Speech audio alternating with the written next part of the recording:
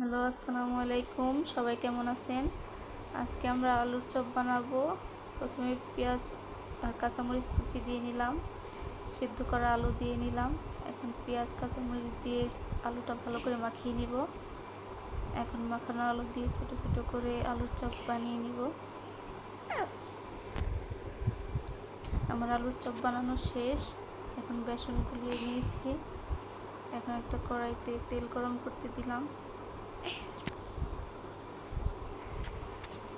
তেলটা গরম হয়ে গেছে।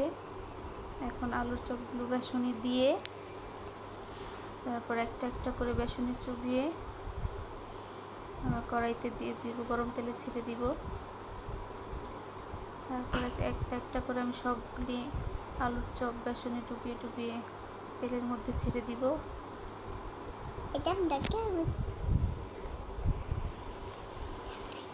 আস্তে আস্তে সবগুলো আলুর চপ তেলের মধ্যে ছেড়ে দিলাম।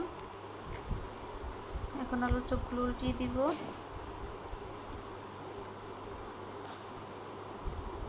এখন আলুর চপগুলো হয়ে গেছে, আলুর চপগুলো ভাজা হয়ে গেছে। এখন নামিয়ে নিব। এই তো আমাদের আলুর চপ বানানো শেষ। আল্লাহ হাফেজ।